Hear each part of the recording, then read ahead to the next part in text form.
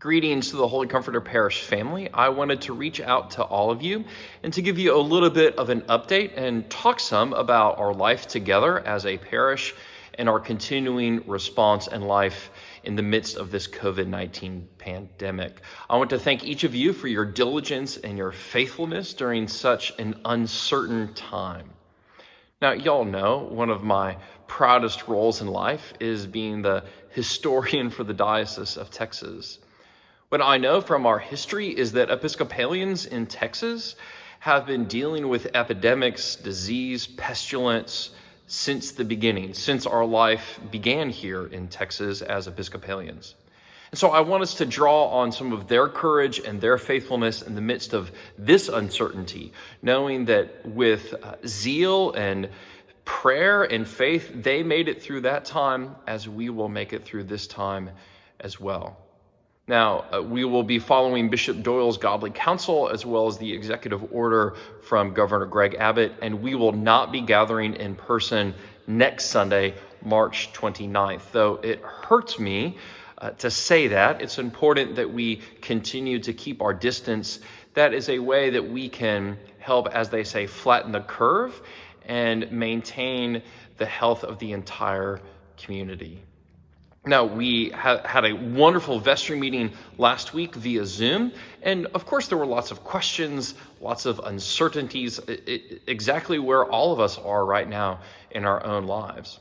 One thing that I ask you to do, insofar as you are able, is to continue making your regular gifts and financial offerings to Holy Comforter. Part of what we want to do is also make sure that all the staff and the employees here at Holy Comforter are compensated so that they are not hurt during this time by any financial hardship.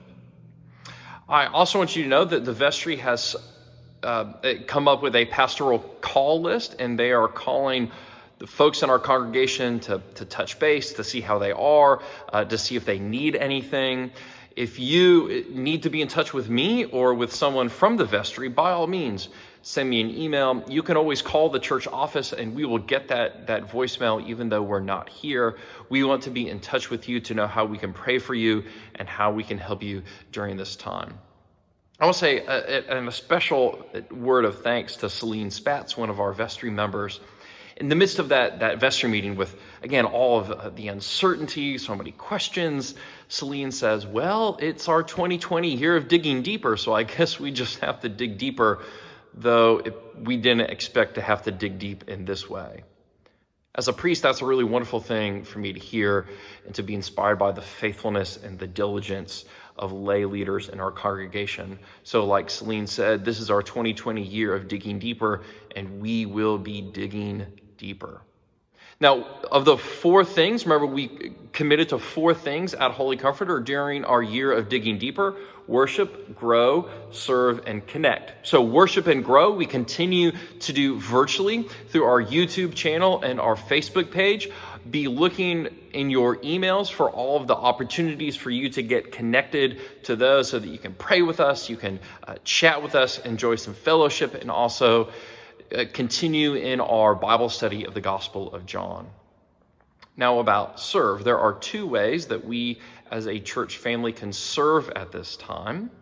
One of those is by offering yourself, if you can help run errands for other parishioners who may not be able to get out of the house.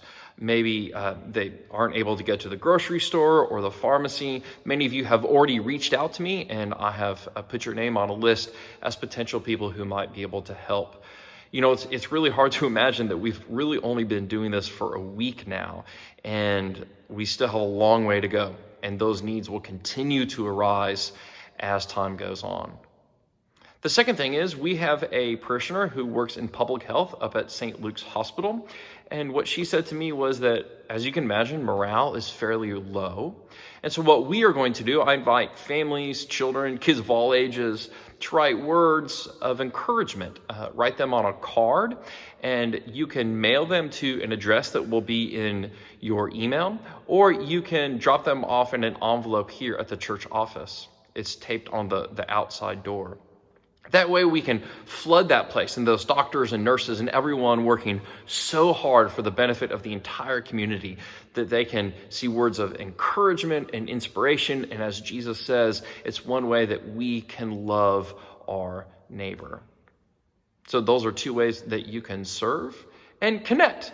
It's hard because we're not all here together on our campus on a weekly basis. It's hard to connect with one another. So we're offering ways for us to connect with each other virtually.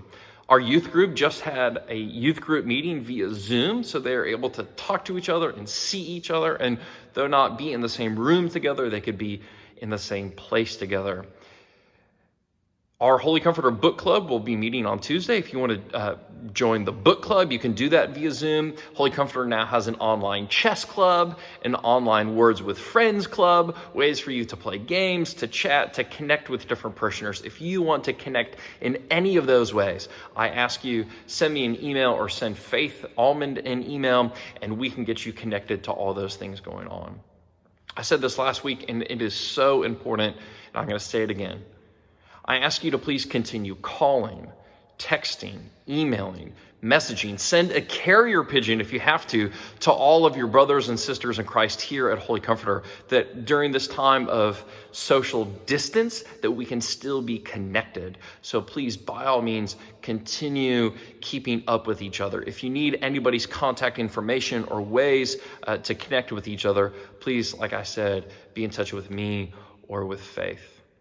So here we are, year of 2020, year of digging deeper, not how we expected to dig deeper, yet this is the world that we are in. And we trust that with Jesus Christ as our guide, that we are going to make it through this, and we will find new ways to love God and love our neighbor, even in the midst of this new and uncharted territory. I'm going to leave you now with some words that have meant a lot to me, words of inspiration that I share with you on a regular basis. They're from Phillips Brooks, who was the rector of Trinity Church in Boston and the one-time Bishop of Massachusetts. Do not pray for easy lives. Pray to be stronger men and women. Do not pray for tasks equal to your powers. Pray for powers equal to your tasks. Then the doing of your work shall be no miracle, but you shall be the miracle. And every day you shall wonder at the richness of your life, which has come in you by the grace of God.